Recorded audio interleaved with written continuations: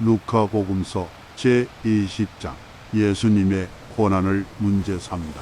예수님께서 어느 날 성전에서 백성을 가르치시며 복음을 전하고 계시는데 수석 사제들과 율법 학자들이 원로들과 함께 다가와 예수님께 말하였다. 당신이 무슨 권한으로 이런 일을 하는지, 또 당신에게 그러한 권한을 준 이가 누구인지 말해보시오. 그러자 예수님께서 그들에게 말씀하셨다. 나도 너희에게 한 가지 물을 터이니 대답해 보아라. 요한의 세례가 하늘에서 온 것이냐, 아니면 사람에게서 온 것이냐? 그들은 저희끼리 서로 의논하였다.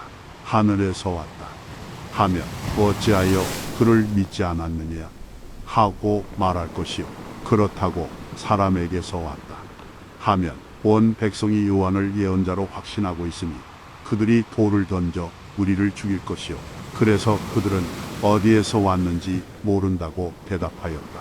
그러자 예수님께서 그들에게 말씀하셨다. 나도 무슨 권한으로 이런 일을 하는지 너희에게 말하지 않겠다. 포도밭 소작인의 비유. 예수님께서 백성에게 이 비유를 말씀하기 시작하셨다.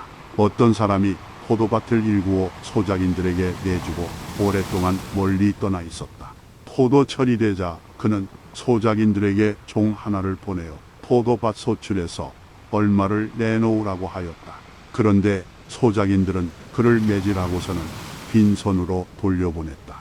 주인이 또 다른 종을 보냈지만 그들은 그 정도 매질하고 모욕하고 나서 빈손으로 돌려보냈다. 그리고 또 세 번째 종을 보냈더니 그들은 그 정도 상처를 입히고 내쫓아 버렸다. 그래서 포도밭 주인은 어떻게 할까? 사랑하는 내 아들을 보내야겠다. 내 아들이야 존중해 주겠지 하고 말하였다. 그러나 소작인들은 그 아들을 보자 저자가 상속자다, 저자를 죽여버리자. 그러면 이 상속 재산이 우리 차지가 될 것이다 하고 서로 의논하면서 그를 포도밭 밖으로 던져 죽여버렸다. 그러니 포도밭 주인은 그들을 어떻게 하겠느냐? 그는 돌아와 그 소작인들을 없애버리고 포도밭을 다른 이들에게 줄 것이다.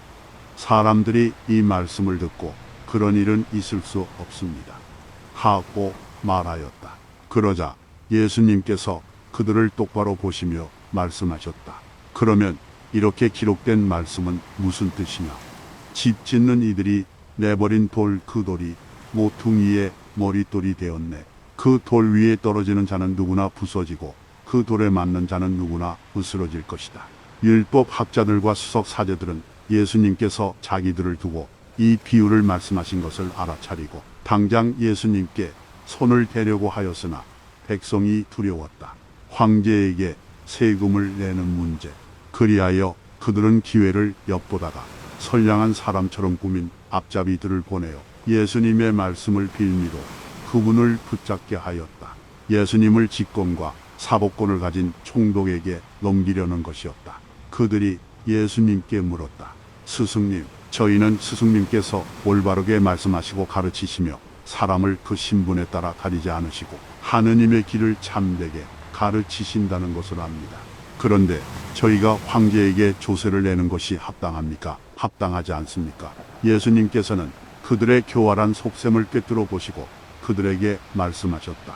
데나리온 한 잎을 나에게 보여라. 누구의 초상과 글자가 새겨져 있느냐? 그들이 황제의 것입니다 하고 대답하였다. 이에 예수님께서 그들에게 이르셨다. 그러면 황제의 것은 황제에게 돌려주고 하느님의 것은 하느님께 돌려드려라. 그들은 예수님께서 하신 말씀을 빌미로 백성 앞에서 그분을 붙잡지 못하였을 뿐만 아니라 그분의 답변에 경탄하며 입을 다물었다. 부활 논쟁. 부활이 없다고 주장하는 사두가의 몇 사람이 예수님께 다가와 물었다. 스승님, 모세는 어떤 사람의 형제가 자식 없이 아내를 남기고 죽으면 그 사람이 죽은 이의 아내를 맞아들여 형제의 후사를 일으켜 주어야 한다 고 저희를 위하여 기록해 놓았습니다. 그런데 7 형제가 있었습니다. 마지가 아내를 맞아들였는데 자식 없이 죽었습니다.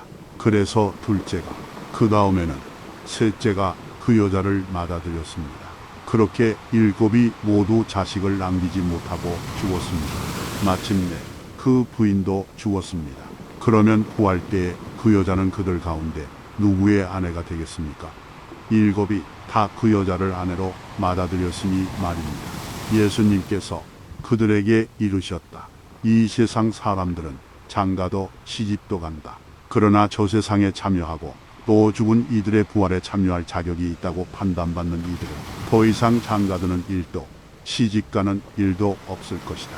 천사들과 같아져서 더 이상 죽는 일도 없다. 그들은 또한 부활에 동참하여 하느님의 자녀가 된다.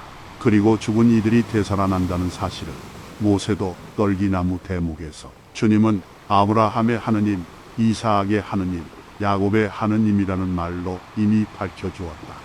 그분은 죽은 이들의 하느님이 아니라 산 이들의 하느님이시다. 사실 하느님께는 모든 사람이 살아있는 것이다. 그러자 율법학자 몇 사람이 스승님 잘 말씀하셨습니다 하였다. 사람들은 감히 그분께 더 이상 묻지 못하였다.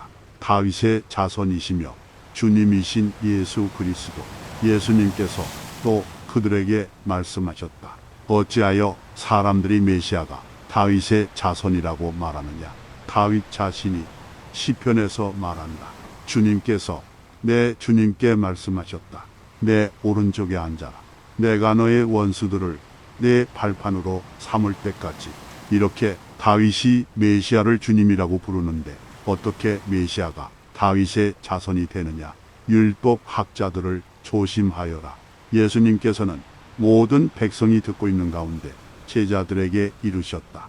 율법 학자들을 경계하여라. 그들은 긴 겉옷을 입고 나다니기를 즐기고 장터에서 인사받기를 좋아하며 회당에서는 높은 자리를, 잔치 때에는 윗자리를 좋아한다. 그들은 과부들의 가산을 등쳐 먹으면서 남에게 보이려고 기도는 길게 한다.